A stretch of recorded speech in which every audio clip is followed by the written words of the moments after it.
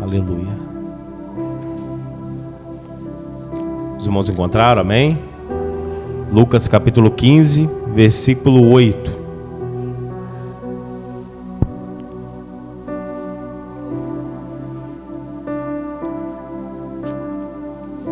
Aleluia, Jesus.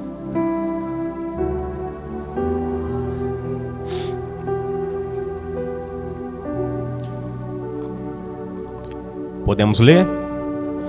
Ou qual a mulher que, tendo 10 dracmas, se perder uma dracma, não acende a candeia e varre a casa e busca com diligência até achar, e achando-a convoca as amigas e vizinhas, dizendo: alegrai-vos comigo, porque já achei a dracma perdida.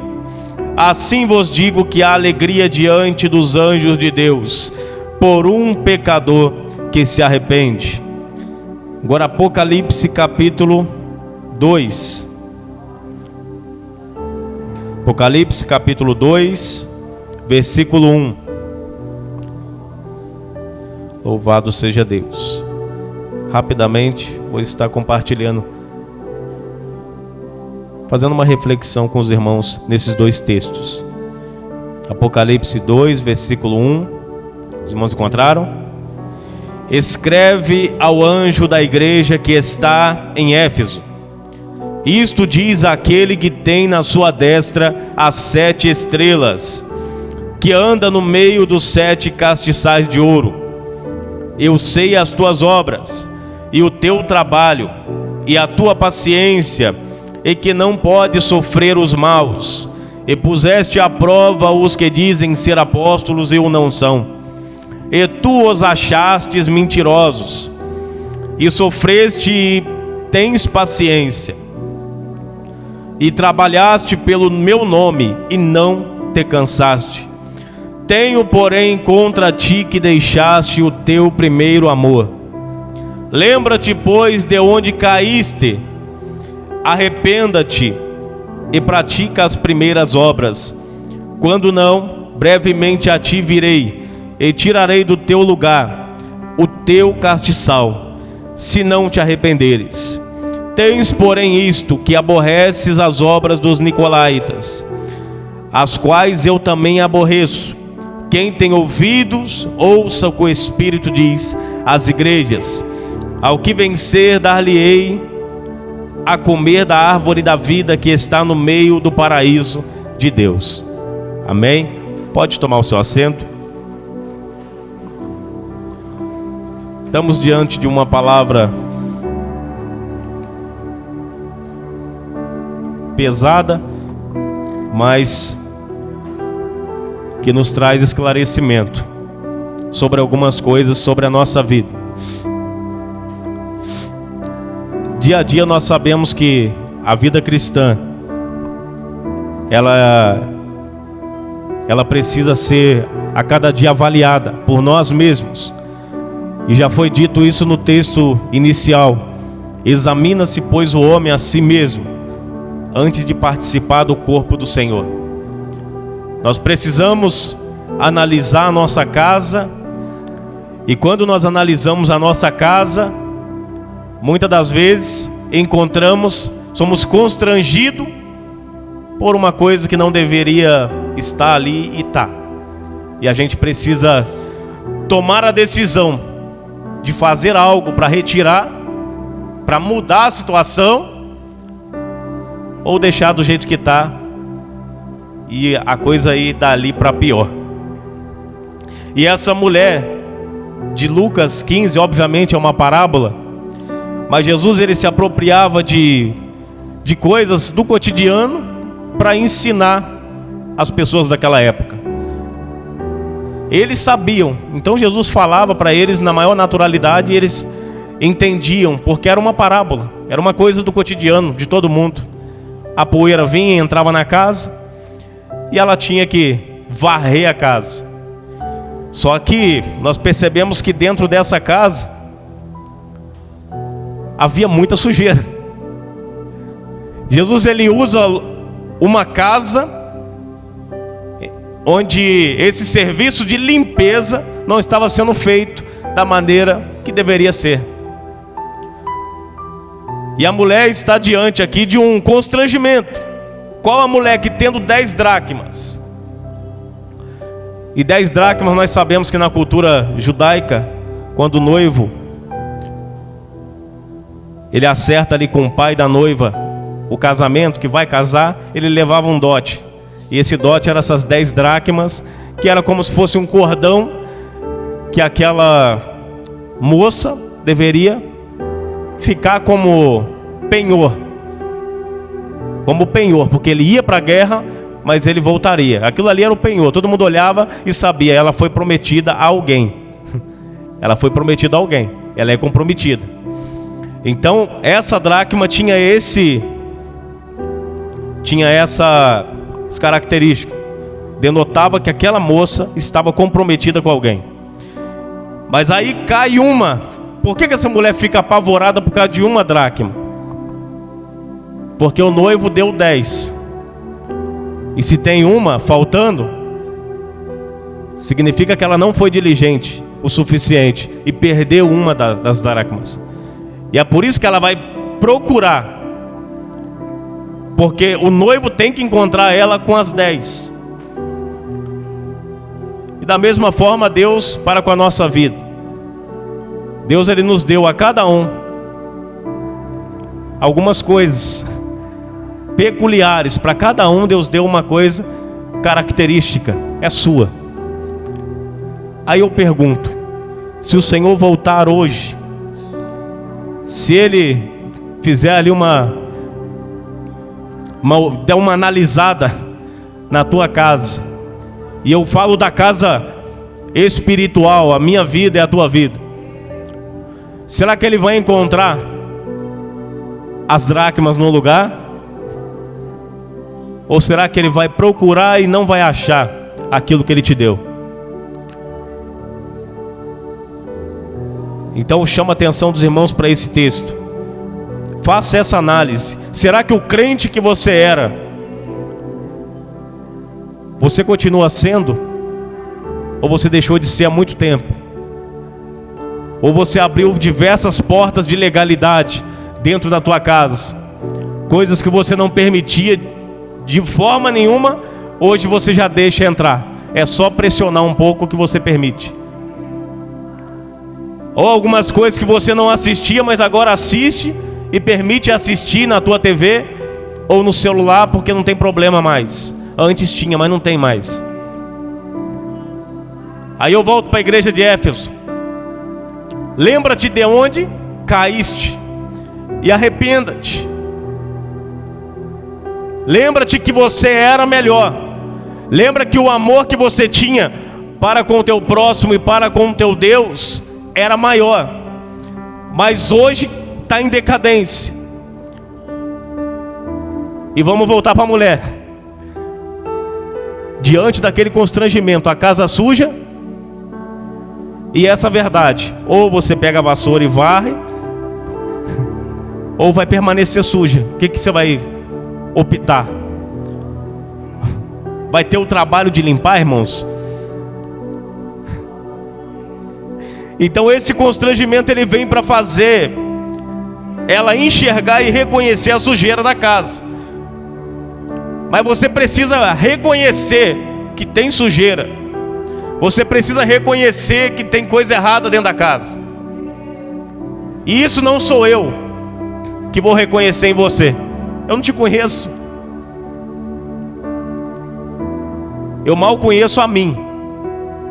Eu vivo me pesquisando, fazendo uma pesquisa imensa da minha vida. Eu me conheço mais do que a maioria,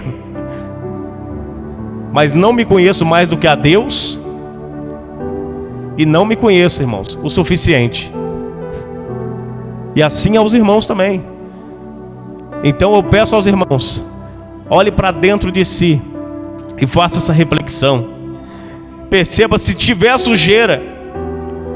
A partir desse mês que nós vamos adentrar, comece a trabalhar mais fervorosamente para limpar isso, irmãos, para tirar isso da tua casa.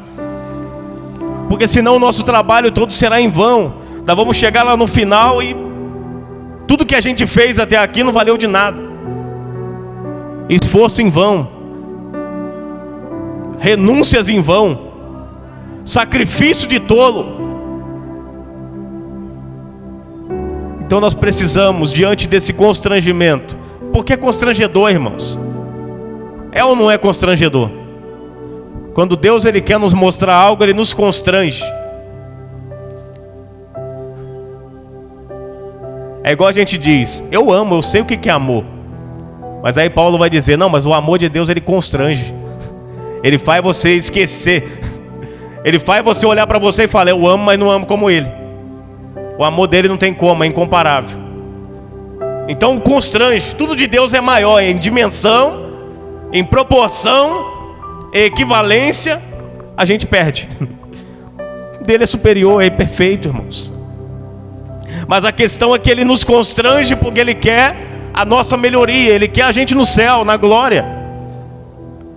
E tanto isso é uma verdade que Ele preparou o caminho para a gente voltar até Ele.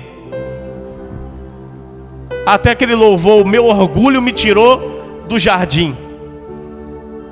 E é o orgulho do homem que continua tirando a igreja do jardim de Deus.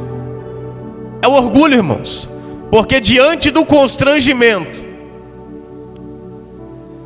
é diante da palavra que Deus dá a você, dizendo, você está errado.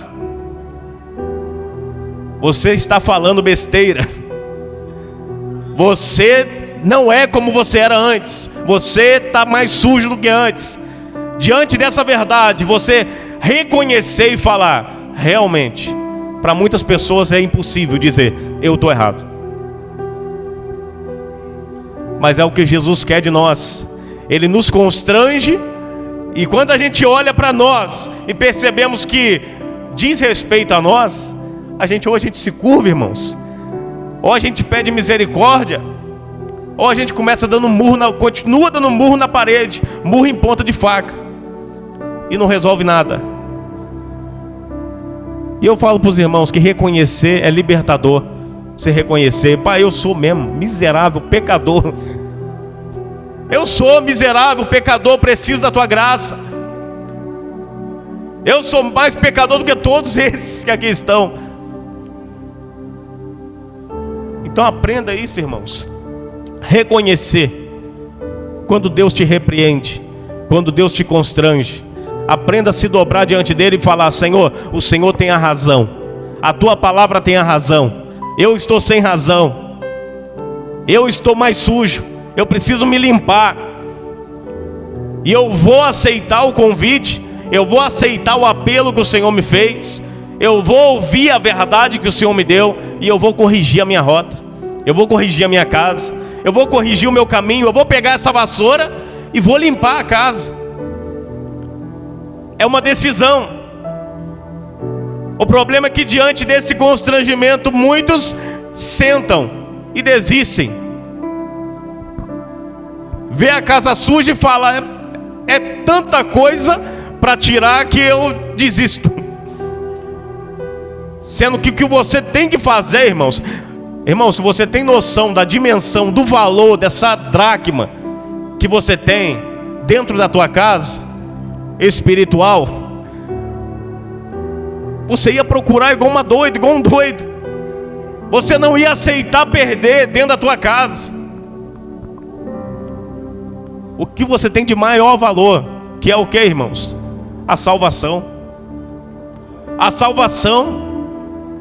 E aqui no contexto da parábola pelo qual ela foi contada por Cristo, é justamente esse o contexto. Salvação. Então agora ela precisa tomar duas decisões. E ela vai tomar, porque ela é uma pessoa diligente. Ela não perdeu porque queria, ela perdeu, não foi de propósito. Às vezes igual eu e você, às vezes perdemos coisas. Perdemos não porque queremos perder. A gente perde porque a gente acaba ficando desatento. A gente acaba ficando, como que é a palavra que eles usam?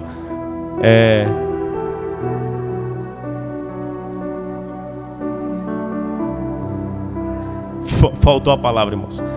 Mas você acaba perdendo, ficando desastrado. Essa é a palavra. Desastrado. Uma pessoa desastrada é uma pessoa que ela está seguindo uma rota, mas ela cai numa zona de conforto, de comodismo tão grande, que ela deixa de observar algumas coisas. A dracma está ali há tanto tempo que ela não se preocupa mais em olhar para ela. Está aqui, então ela, não, daqui não sai, está aqui. E ela começa a fazer as coisas sem perceber aquilo que ela está carregando, se está ali ainda. E quando olha, já perdeu.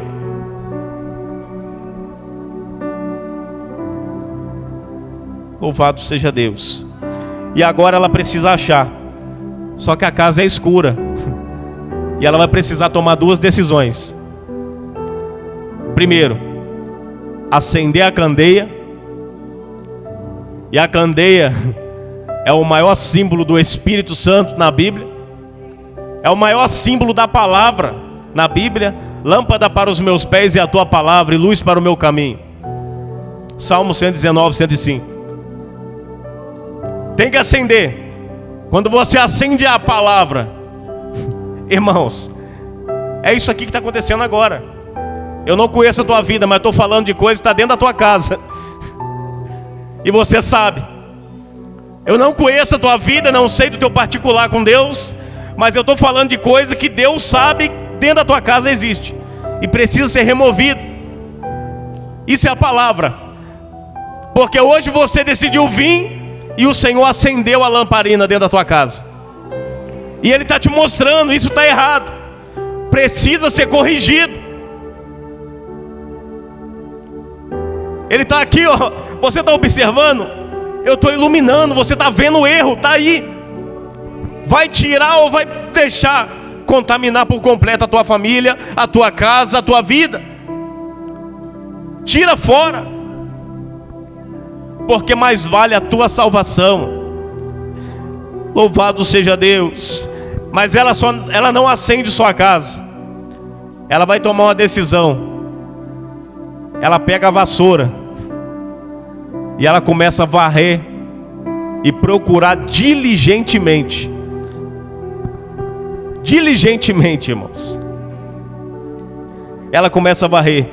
É a decisão que nós precisamos fazer.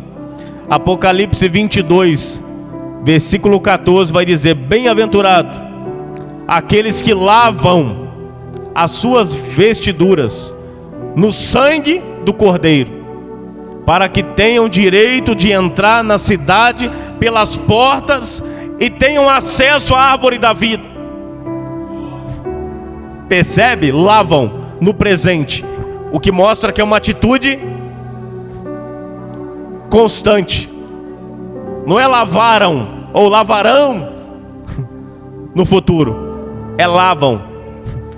Todo dia de manhã você tem que acordar e da mesma forma que você lava, você escova o dente, que você lava o zóio, que você pintou o cabelo, você tem que lavar suas vestes.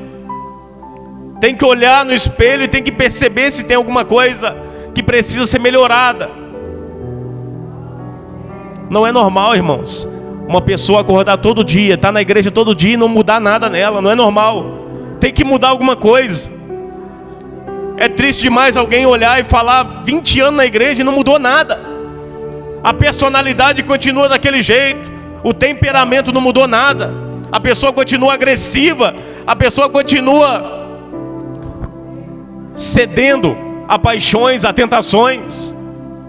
Tem que mudar. Tem que guerrear, tem que pegar a candeia, tem que aproveitar e varrer. E não adianta você chegar em casa, é aqui já. Aproveitar o momento que está te iluminando, porque é a palavra que faz isso, ela está te iluminando. Pega a vassoura e varre. Peça perdão, se arrependa e participe da ceia nessa noite. Louvado seja o nome do Senhor.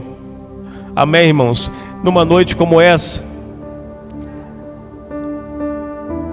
assim como aquela mulher, ela encontra e ela festeja, chama as amigas e se alegra. Alegrai-vos comigo porque eu achei a moeda perdida. E hoje nós estamos aqui se alegrando na presença de Deus, porque aquilo que Adão perdeu lá atrás no Éden, ele nos devolveu na cruz do Calvário. E a Bíblia vai dizer em Colossenses 2 que a cédula que era contra nós foi cravada na cruz com ele. É mais ou menos como se fosse a cédula. Você vai pesquisar, você vai entender que é mais ou menos uma nota fiscal. Tá pago. Louvado seja Deus. Aí eu me lembro daquela frase que está na Bíblia, que Pilatos vai dizer. Os tradicionais chegaram nele e falaram: você não vai mudar a frase lá? Jesus Nazareno, rei dos judeus. Você não vai mudar a frase, está errado. Ele não é nosso Deus, não. Ele não é o nosso rei, não. E ele fala: o que escrevi, escrevi. Não vou mudar nada.